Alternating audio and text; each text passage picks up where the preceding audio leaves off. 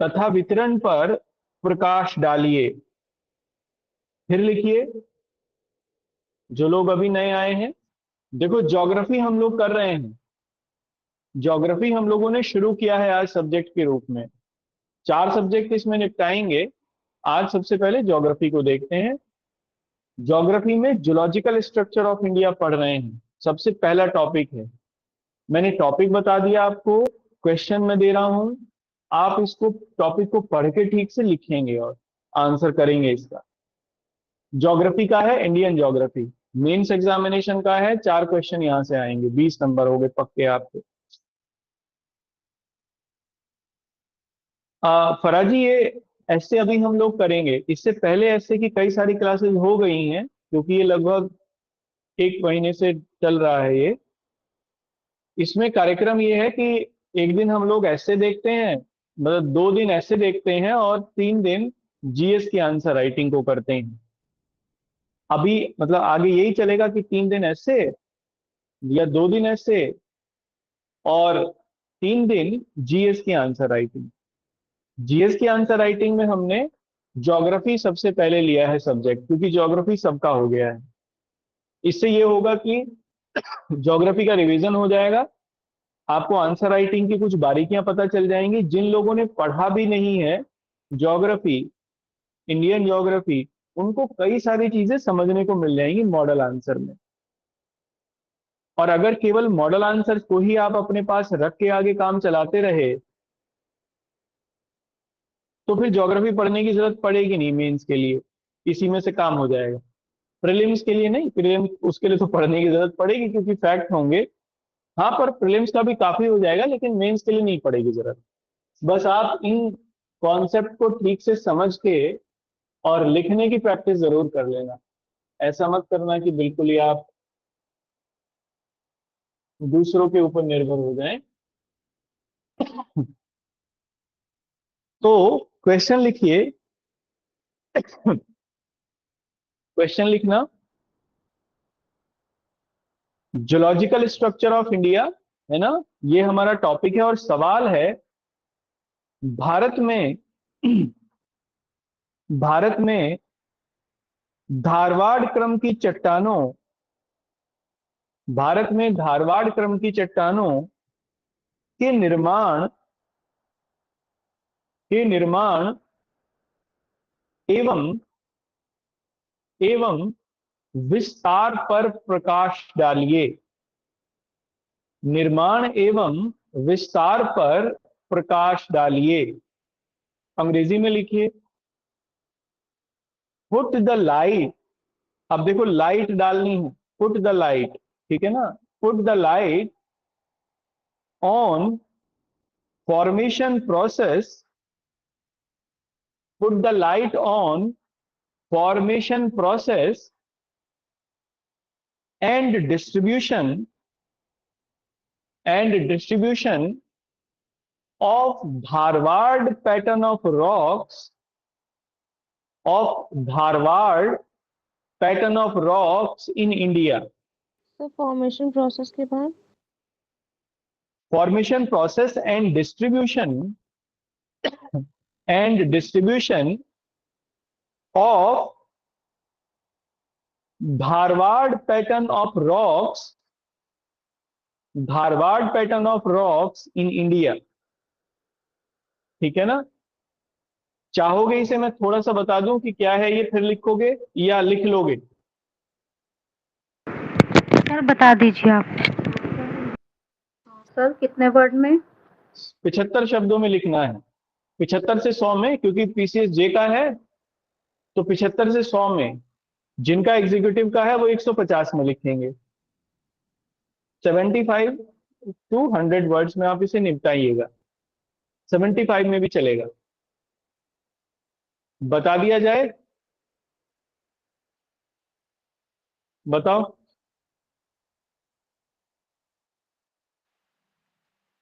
Yes. देखो, सबसे पुराना भारत में ये वाला लैंडमार्क सबसे पुराना है, पेनिनसुलर इंडिया, है ना।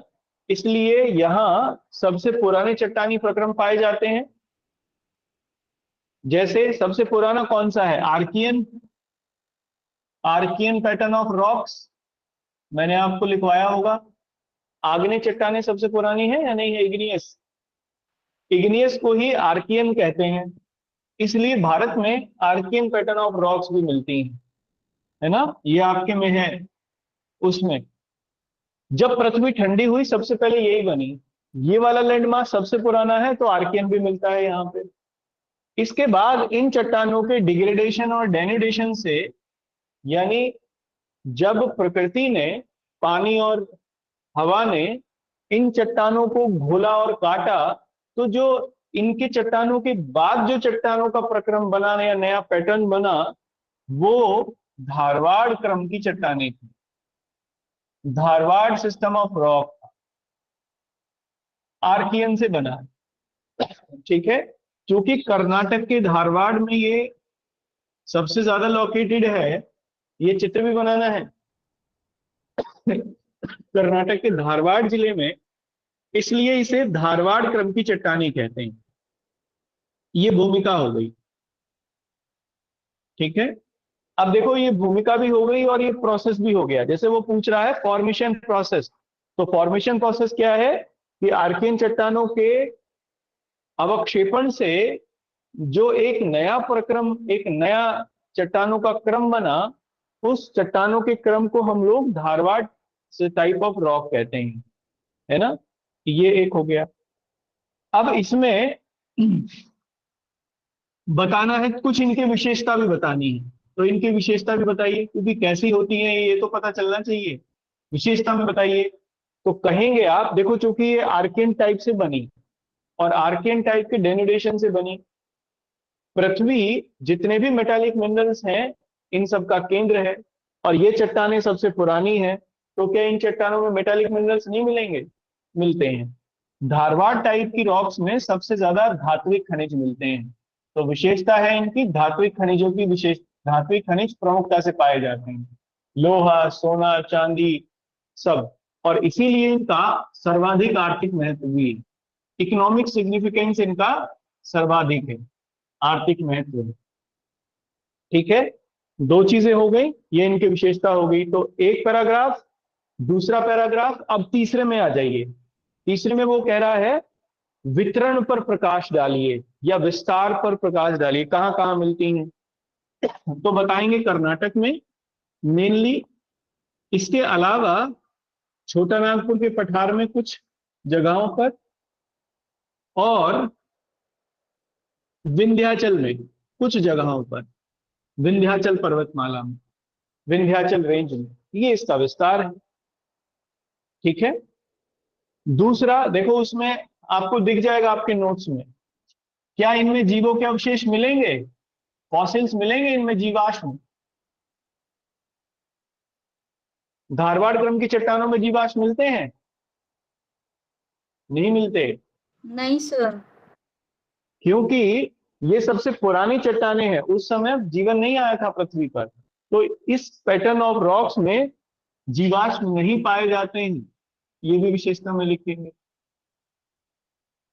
ठीक है। और ये भी लिख देंगे कि ये पुरानी आग्नेय प्रकार की चट्टानों का ही एक रूप है ना, एक ये भी पॉइंट लिख देंगे उसमें। तो ये विशेषताओं में इसकी जो 3-4 विशेषताएं हैं धारवाड़ की, वो लिख देंगे, विस्तार लिख देंगे, ये चित्र बना देंगे।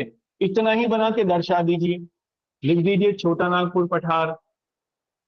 छोटा नागपुर पठार में लोहा मिलता है या नहीं? हजारीबाग, कोडरमा लोहा मिलता है नहीं? झारखंड में लोहा मिलता है नहीं? अरे बता दो। मध्य प्रदेश में भी मिलता है, मध्य प्रदेश, है ना। ये लिख देंगे इसको, विंध्याचल। इसलिए जितने भी मेटालिक मिनरल्स हैं, जितने भी मेटालिक मिनरल्स हैं, सब धारवाड़ क्रम की चट्टानों में मिलते हैं भारत में, जितने भी मेटालिक मिनरल्स, है ना। और यहां पर अरावली को भी आप दिखा सकते हो, अरावली पर्वतमाला, ये इसका विस्तार है। क्लियर हो गया? बताओ, यही पूछा है उसने और कुछ नहीं पूछा उसने। आपके जुडिशरी में यही स्कोप है सवाल का। सर हाँ जी। इसमें अवसादी और रूपांतरित चट्टानें थोड़ी ना लिखनी पड़ेंगी फिर। नहीं, कुछ क्या मतलब है, पूछा है क्या उसने? बिल्कुल मत लिखना। देखो, जितना पूछे टू द पॉइंट आना है। जितना मैंने बताया केवल इतना मोर देन सफिशिएंट। धारवाड़ कैसे बनी? तो आर्कियन से बनी। अब शादी वगैरह का जिक्र ही नहीं है, अब शादी तो इसके बाद आती है ना। ओके तो सर। आप आर्कियन दिखाइए। आर्कियन से धारवाड़ चट्टाने बनी। अवक्षेपण से उनके या प्रक्रिया, चट्टान निर्माण की प्रक्रिया का ये दूसरा क्रम है जो कि इनके अवक्षेपण से बना है। ठीक है, धारवाड़ क्रम का। तो ये इसका बनना बताया गया। विशेषता बता दी कि क्या क्या विशेषता होती है। तो ये धात्विक खनिज इसी में मिलते हैं, जितने भी मेटालिक मिनरल्स हैं। इसीलिए आर्थिक रूप से सबसे ज्यादा महत्व है इनका। और तीसरा, ये इसमें जीवों के अवशेष नहीं पाए जाते। ठीक है, क्योंकि उस समय जीवन की उत्पत्ति हमारे यहाँ नहीं हुई थी, अर्थ पर नहीं हुई थी। अब प्रसार क्या है इसका? तो नेक्स्ट पैराग्राफ में एक्सपेंशन लिख देंगे। तो लिखेंगे इनका नाम धारवाड़ क्रम की चट्टानें कर्नाटक के धारवाड़ जिले के नाम पर पड़ा। ये तो चाहे आप भूमिका में भी लिख सकते हैं। तो आप बता सकते हैं इसको, तो बल्कि भूमिका में ही लिखना है ना। आप बता सकते हो कि कर्नाटक का धारवाड़ जिला विशेष तौर पर इनके लिए फेमस है। छोटा नागपुर पठार, विंध्याचल रेंज और अरावली में कहीं कहीं कहीं पर ये चट्टानें पाई जाती हैं। इसलिए इन जगहों पर मेटालिक मिनरल्स मिलते हैं। छोटा नागपुर पठार में हजारीबाग का पठार आप इसके लिए प्रसिद्ध है। विंध्याचल में मध्य प्रदेश को आप देख सकते हो। छत्तीसगढ़ को आप देख सकते हो, है ना। यहाँ मेटालिक मिनरल्स मिलते हैं, लोहा वगैरह खूब मिलता है। और अरावली में आप राजस्थान को देख सकते हो, यहाँ पर सोना और चांदी की कहीं कहीं पर खानें मिलती हैं। तो ये धारवाड़ क्रम का विस्तार हो गया। ठीक है, इतने से काम चल जाएगा। बस मैप बन गया। 75 शब्द हो गए, आपको 75 में ही लिखना है। 75 वर्ड्स में क्लियर हो गई ये कॉन्सेप्ट? नहीं, बताओ। हाँ जी सर। बाकी लोग बताओ जिन्होंने ज्योग्राफी पढ़ी है। याद आ गया होगा सब, है ना। बस इसको लिखना है जस्ट, और क्या करना है। देखो, यही चाहता हूं मैं, आप एग्जाम में जाने से पहले पूरी प्रिपरेशन कर लो। अब तुम्हें, रजनी जी, अब बिल्कुल क्लियर हो गया ना टू द पॉइंट क्या लिखना है। जी सर। अब एग्जाम में इधर उधर नहीं जाएगा, आप भटकोगे नहीं एग्जाम में कि ये भी लिख दो वो भी लिख दो। ना ना ना, बिल्कुल टू द पॉइंट, जो पूछा गया वही लिखो। जस्ट उतने में कथा कहानी सुनाने की बिल्कुल जरूरत नहीं। 75 शब्द हैं हमारे पास, बहुत ज्यादा वर्ड नहीं है। तो ऐसे नहीं लिखना है ना। तो आप टू द पॉइंट लिख के अपनी बात को खत्म करिए। इसलिए सब आंसर को लिख के पीडीएफ फॉर्म में मुझे एक बार भेज फिर देंगे। से फॉर्मेट बता दीजिए। है जी। पहले क्या सब फॉर्मेट बता दीजिए आंसर का एक बार। सबसे पहले भूमिका, बैकग्राउंड लिखेंगे तो बताएंगे कि धारवाड़ क्रम की चट्टानें क्या होती हैं। तो नाम बता दीजिए जस्ट कि कहाँ, किस नाम पर, कैसे, ये क्यों इन्हें धारवाड़ क्रम की चट्टानें कहते हैं। तो कर्नाटक की चूंकि धारवाड़ जिले में सबसे ज्यादा पाई जाती हैं, इसलिए इनका नाम भारत में धारवाड़ क्रम की चट्टानें हैं। अगले पैराग्राफ में लिखिए, नेक्स्ट पैराग्राफ में चाहे तो, क्योंकि पैराग्राफ में ही लिखना ज्यादा बेटर है। एनालिटिकल नहीं है, डेस्क्रिप्टिव है, प्रकाश डाल रहे हैं हम। जहां एनालिटिकल हो वहां पॉइंट्स में आ जाइए। लेकिन ये कह रहा है कि प्रकाश डालिए, तो प्रकाश पॉइंट में नहीं डलता है, पैराग्राफ में डलता है। क्योंकि वो कह रहा है कि आप बताइए क्या है। तो हम पैराग्राफ पे ही जाएंगे। तो नेक्स्ट पैराग्राफ में लिखेंगे कि इनकी उत्पत्ति आर्कियन क्रम की चट्टानों के पश्चात हुई है। आर्कियन क्रम की चट्टानों के अवक्षेपण से धारवाड़ क्रम की चट्टानें उत्पन्न हुई, जिस कारण इनमें धात्विक खनिजों की अधिकता पाई जाती है। ये चट्टानें धात्विक खनिजों के लिए प्रसिद्ध हैं। इसी कारण इन चट्टानों का सर्वाधिक आर्थिक महत्व है। भारत में लोहा, तांबा, सोना, चांदी प्रकार के धात्विक खनिज इन्हीं चट्टानों से प्राप्त होते हैं। एक पैराग्राफ में ये लिख, एक हो गया। कंटिन्यूएशन में लिखना, इन चट्टानों में जीवाश्म नहीं पाए जाते, जीवाश्मों का अभाव होता है ना। तो एक ये पैराग्राफ कंप्लीट हो गया, डिस्क्रिप्शन बता दिया उसका। अब तीसरे में आइए। ये बताना है विस्तार कहाँ कहाँ था, तो अगले पॉइंट में लिखेंगे ये चट्टानें कर्नाटक के धारवाड़, छोटा नागपुर पठार, विंध्याचल, अरावली, मेघालय को भी लिख लो, मेघालय का पठार, इन क्षेत्रों में विस्तृत रूप से पाई जाती हैं। इसी कारण धारवाड़ भारत, या इसी कारण कर्नाटक भारत का सर्वाधिक लौह अयस्क उत्पादन करने वाला या सर्वाधिक लौह अयस्क के भंडार वाला राज्य है ना। एक उदाहरण करके ये लिख सकते हैं। ये विस्तार हो गया, अंतिम रूप से लिख दो, एक निष्कर्ष में लिख दो, कंक्लूजन में। तो कह सकते हैं कि इस प्रकार धारवाड़ क्रम की चट्टानें भारत के औद्योगिक विकास के लिए अत्यधिक महत्वपूर्ण है। भारत में औद्योगिक विकास धारवाड़ क्रम की चट्टानों में पाए जाने वाले खनिज तत्वों के फलस्वरूप ही हो पाया है। बस 2 लाइनें निष्कर्ष में लिख दी, पूरा हो गया। क्लियर सबको? बताओ। निकिता, आपने पढ़ा नहीं है ज्योग्राफी, लेकिन क्लियर हो गया ना? लिख दोगे ना? Yes sir. बस तो यही करना है, ठीक है ना। देखो ये वाला जो हमारा बैच है ये मदद करेगा आपकी। जिन लोगों ने पढ़ा है उनका भी काम हो जाएगा, जिन्होंने नहीं पढ़ा उनका भी हो जाएगा। लेकिन फिर भी जिन्होंने नहीं पढ़ा है उनको पढ़ने की जरूरत जरूर पड़ेगी, मैं ये नहीं कह रहा, क्योंकि यहाँ पे केवल एक सीधा सीधा क्वेश्चन का आपने आंसर कर रहे हो, लेकिन एग्जाम में ऐसा ही आ जाएगा ये मैं नहीं कहूंगा। हो सकता है दूसरे लोग क्लेम करते हो कि यही आएगा, लेकिन मैं ये बिल्कुल क्लेम नहीं करूंगा, क्योंकि एग्जाम का पेपर मैं नहीं बनाऊंगा, मुझे नहीं बनाना है, कोई और बनाएगा। मुझे नहीं पता वो क्या रखेंगे, तो मैं क्यों क्लेम करूं इस चीज को कि ऐसा हो जाएगा या वैसा हो जाएगा। तो जस्ट आप इसको कर लीजिएगा। क्लियर है? लिख दोगे? यस। चलिए मैं इसको जरा कैमरे को ठीक कर दूं।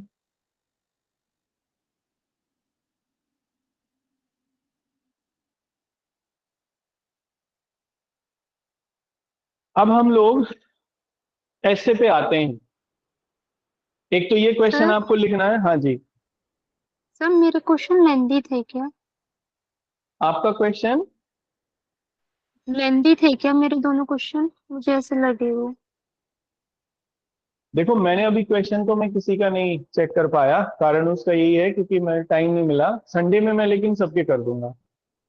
मैंने एक दो का तो देखा है, जस्ट उसको देख के मैंने रिमार्क भी कर दिया है, लेकिन बाकी मैं किसी का देख नहीं पाया। शायद अगर मैंने आपको बताया होगा कि बहुत लेंदी है तो फिर वो लेंदी होगा। हाँ, शायद मैंने आपको बताया कि बहुत लेंदी है। देखो, लेंदी अगर आप ज्यादा लिखोगे ना, बहुत सीधी सी बात है, अगर आप ज्यादा लिखोगे तो आप सारा पेपर कवर नहीं कर पाओगे, कुछ छूट जाएगा। तो इसलिए आपको क्या करना है, इसीलिए तो आंसर राइटिंग प्रैक्टिस है, जिससे आप to the point concept based लिख पाए। ठीक है? सर जब उसको मैं लिंक कर रही थी ना, तो अपने आप चीजें बढ़ती जा रही थी और लिंक हाँ, तो करना भी इसलिए क्योंकि जरूरी आपको था। याद आ रहा था। हाँ, क्योंकि आपको याद आता रहा होगा। जब लिंक करना जरूरी हो और कहीं ऐसा लग रहा हो कि ये लंबा हो रहा है, तो पॉइंट्स में आ जाइए वहां पर। मैंने आपको बताया था पहले भी, सब लोगों को बताया।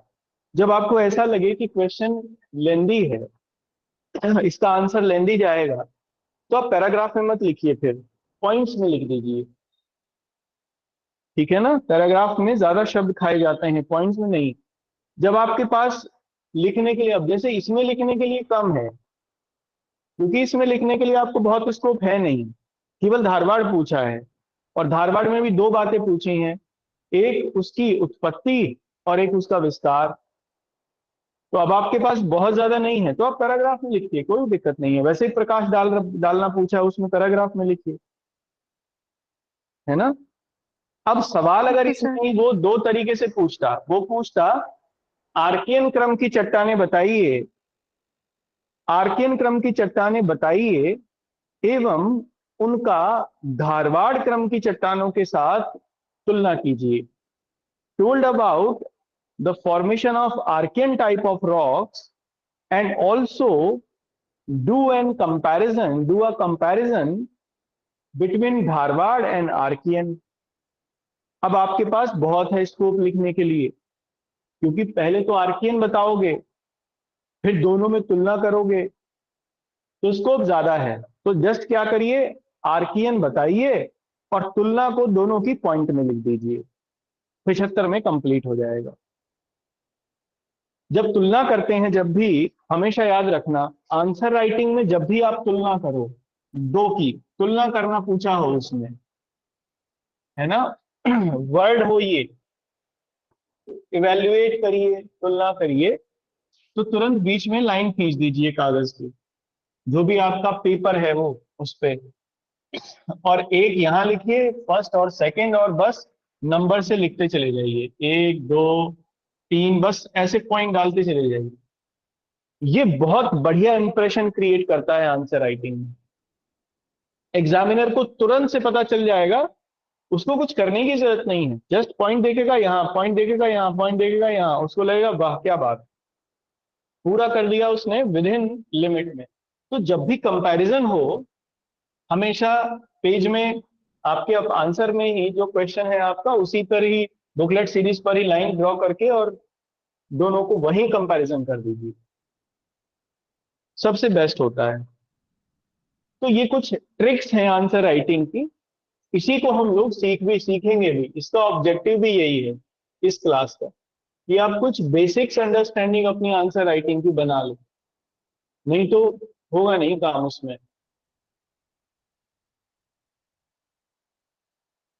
ठीक है ना, बहुत जरूरी है, पेपर छूटेगा या फिर तुक्के से काम चलेगा, शॉर्ट शॉर्ट कुछ नहीं होगा। मैं आपको समझा पाया? लिख लें, नेक्स्ट आगे चलें। ये क्वेश्चन आपका हो गया मेंस का। अब मैं आपको ऐसे के ऊपर चर्चा करता हूं, ऐसे का टॉपिक देख लेते हैं।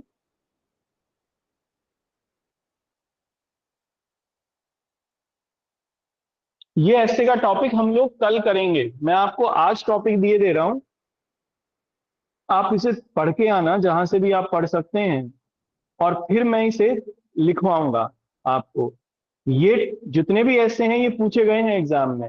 ये अच्छा, एक और चीज है, देखो इनमें से कुछ ऐसे मैंने बनाए भी हैं कुछ टॉपिक।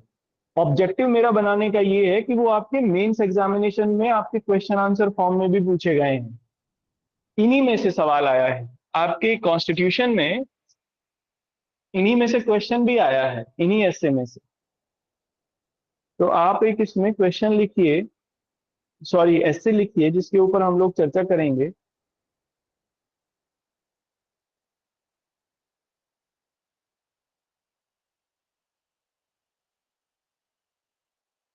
ये आया है एग्जाम में।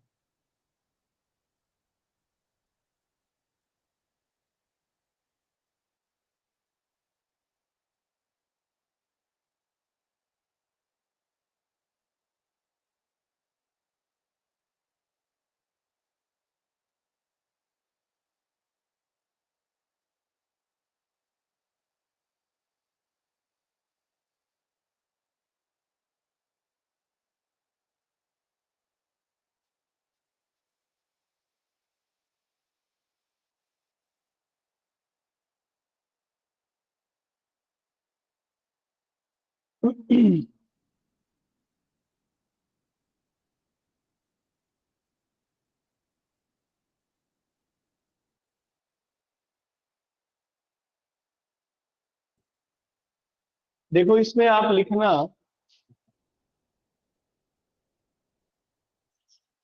एक बहुत भाई बहुत अच्छा वैसे है वो।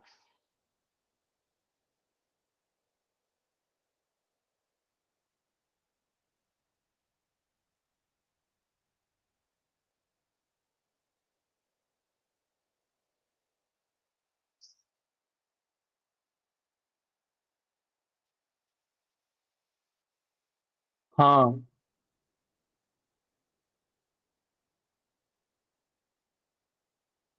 लिखो इसमें कॉन्स्टिट्यूशनलिज्म लिखोगे, ऐसे इसका टॉपिक है, ये पूछा गया है एग्जाम में, एचजेएस में आया है अभी हाल फिलहाल में। Constitutionalism and constitutional obligation of judiciary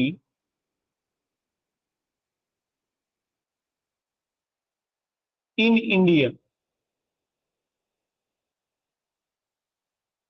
ठीक है, फिर से देखो, constitutionalism and constitutional obligation of judiciary in India. Hindi में लिखो इसे, ये एचजेएस में आया है, यूपी एचजेएस में। इसमें हिंदी में लिखो, संविधानवाद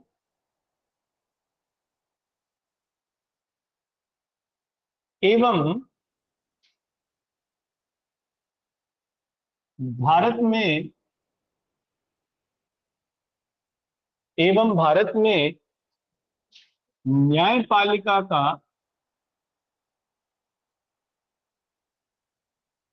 संवैधानिक उत्तरदायित्व।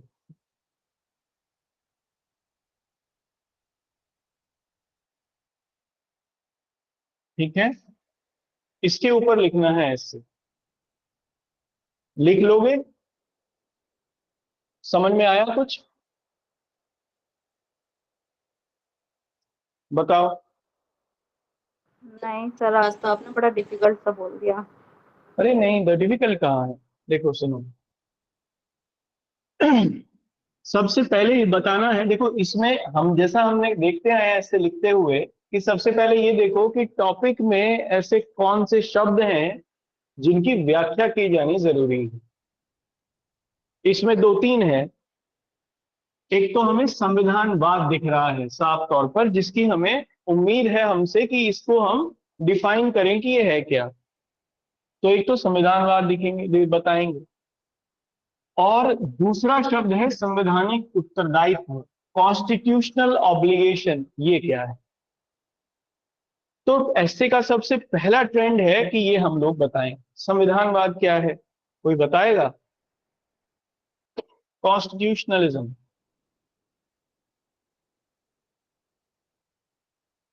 मैंने पढ़ाया है आपको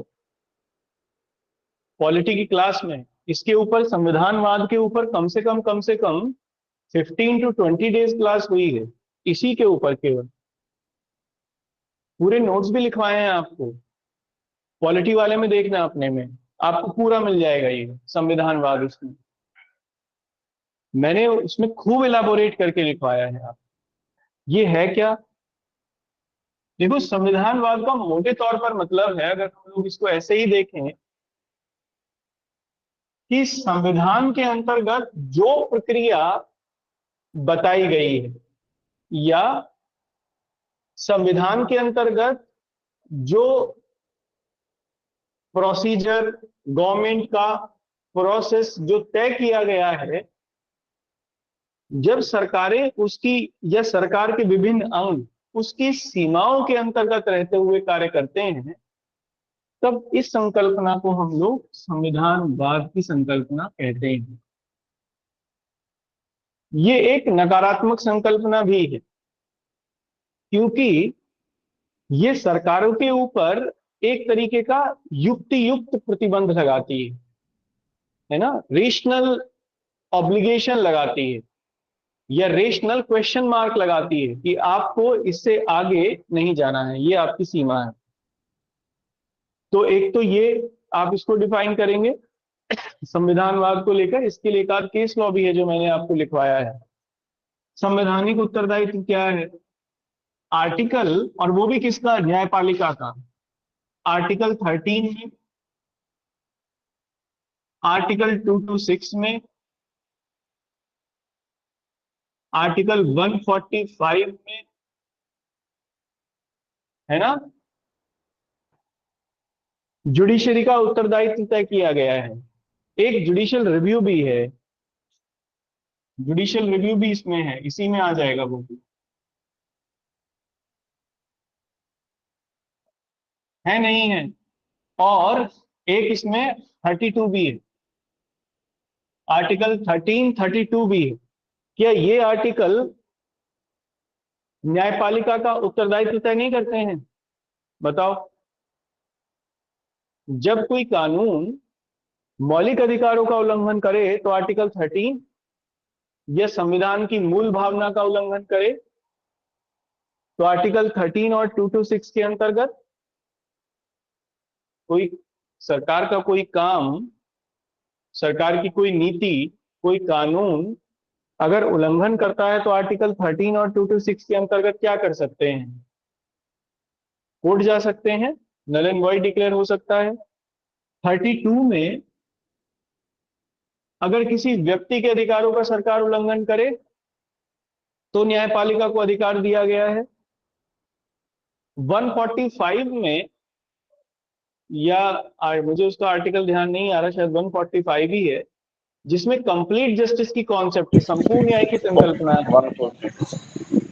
142 141 मुझे याद नहीं है, आप बताओ क्या है। 142 142 में है ना, कंप्लीट जस्टिस की कॉन्सेप्ट है। और इसके अलावा जुडिशियल रिव्यू भी है इसमें। जुडिशियल रिव्यू शायद 136 में किसमें है, देख लेना। जुडिशियल रिव्यू, इसमें न्यायपालिका अपने ही दिए गए न्याय निर्णयों का पुनर्विलोकन कर सकती है यदि उसमें 137 हाँ 136 या 137, चलो जो भी है देख लेना आप। जिसमें यदि उसे ऐसा प्रतीत हो कि कहीं पर संपूर्ण न्याय नहीं हुआ है। और ये सब कहां से बंधा हुआ है?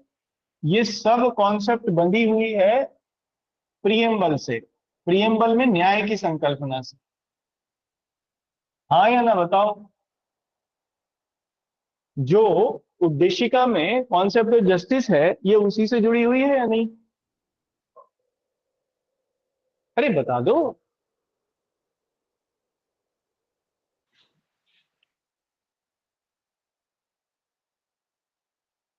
अरे बता तो दो। हाँ हाँ ना ना, कुछ तो कर दो। अरे जुड़ी हुई है, ये जो न्याय की संकल्पना है ये इसी से जुड़ी हुई। हालांकि ये न्याय की संकल्पना, अच्छा इसमें आर्टिकल 32 और फिर और भी लिखेंगे, आर्टिकल 39, आर्टिकल 39 को भी, उसमें वो है ना,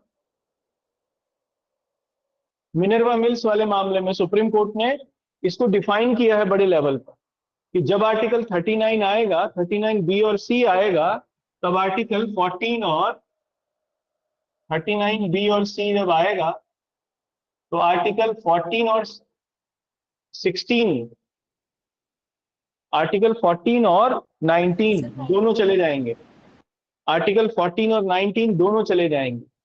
इसलिए आर्टिकल 39 भी सोशल जस्टिस की कॉन्सेप्ट से चूंकि प्रेरित है तो वो भी इसमें शामिल है। अब मुझे ये बताओ, ये तो जुडिशरी का संवैधानिक उत्तरदायित्व आपने बता दिया, ये आपने संविधानवाद बता दिया। संविधानवाद का मतलब है कि संविधान के विभिन्न, सरकार के विभिन्न अंग संविधान के अंतर्गत बताई हुई प्रक्रिया के अंतर्गत जब काम करते हैं, संविधान की जो प्रक्रिया निर्धारित की है, तब इस संकल्पना को संविधानवाद कहते हैं। इसलिए संविधानवाद वो संकल्पना है जिसमें विधि सरकार के विभिन्न अंगों के ऊपर युक्त प्रतिबंध लगाती है, रेशनल ऑब्लिगेशन फिक्स करती है।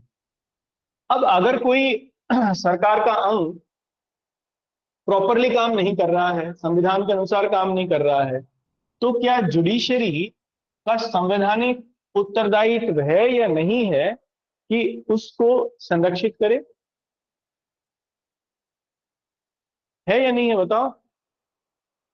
है। तो यही तो कहा है उसने, यही पूछा है उसने, आपको इसी के ऊपर ऐसे लिखना है। तो आप क्या करें, संविधानवाद बताइए क्या है। संवैधानिक उत्तरदायित्व बताइए, और कुछ केस लॉज के एग्जाम्पल देके ये सिद्ध करिए कि कैसे संवैधानिक उत्तरदायित्व जुडिशरी का संविधानवाद को भारत में आगे बढ़ाता है या संविधानवाद की कॉन्सेप्ट को मजबूत करता है, विभिन्न अंगों को सरकार के संवैधानिक उत्तरदायित्व से बांधता है, कॉन्स्टिट्यूशनल रिस्पॉन्सिबिलिटी या कॉन्स्टिट्यूशनल ऑब्लिगेशन से बाइंड करता है। आपको यही बताना है इस पूरे एस्से में। लिख लोगे या नहीं लिख लोगे बताओ? क्लियर हुआ कुछ?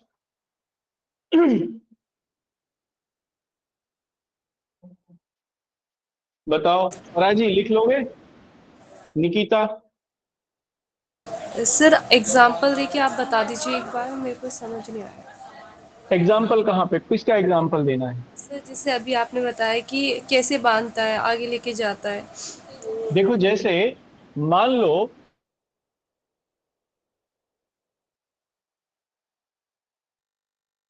पार्लियामेंट ने कोई ऐसा कानून बनाया जो व्यक्ति के मौलिक अधिकारों का हनन करता है, फंडामेंटल राइट्स का, तो क्या आर्टिकल 13 में जुडिशरी उसे नल एंड वॉइड डिक्लेयर कर सकती है? नहीं। Yes sir. तो संविधान से बांध दिया जुडिशरी ने। Yes sir. या मान लो विधि बनाने के लिए पार्लियामेंट ने या स्टेट लेजिस्लेचर ने किसी ऐसी प्रक्रिया को अपनाया जो प्रक्रिया संवैधानिक नहीं है, तो क्या आर्टिकल 13 के अंतर्गत ही जुडिशरी उसे नल एंड वॉइड डिक्लेयर नहीं कर सकती? बताओ, कर सकती है। यही तो संवैधानिक उत्तरदायित्व है जुडिशरी का, कि वो क्या करेगी। संविधान का गार्जियन घोषित किया गया है उसे संरक्षक, तो वो क्या करेगी, संविधान की जो संकल्पना है उससे सरकार के विभिन्न अंगों को बांधने का काम करेगी। यही उसका संवैधानिक उत्तरदायित्व है। और जब सरकार के विभिन्न अंग संविधान के अनुसार काम करते हैं या संविधान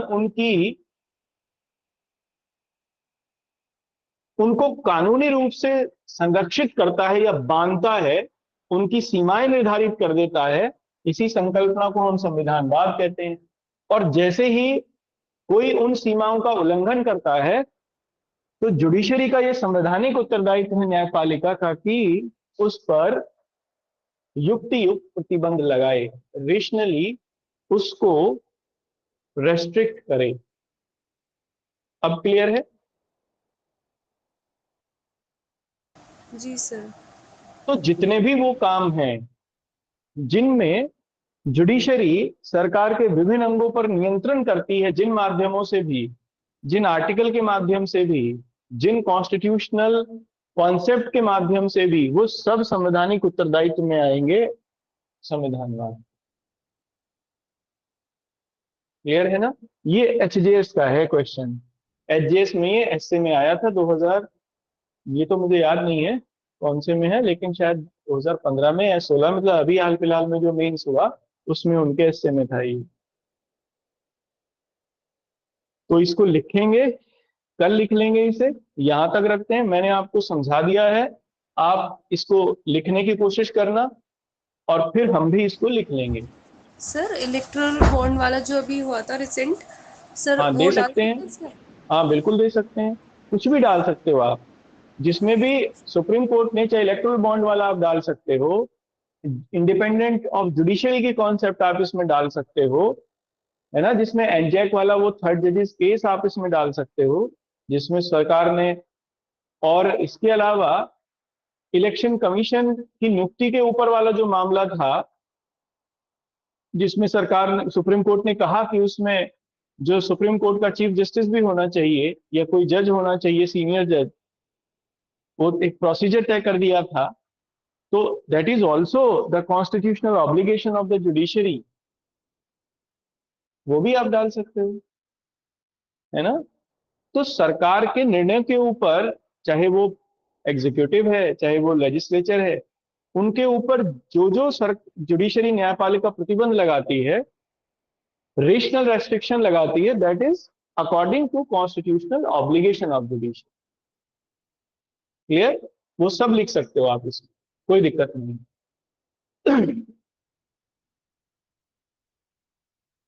चलो यहां तक करते हैं, फिर कल मिलते हैं आपसे इसी में। क्वेश्चन उम्मीद करूंगा कि आप लिखेंगे आंसर, और फिर हम लोग, मैं आपको आंसर लिख के दूंगा, वो आप अपने पास रखेंगे ही एक नोट्स के फॉर्म में। आगे फिर हम लोग कल चर्चा करेंगे। कल मिलते हैं। Okay, thank you.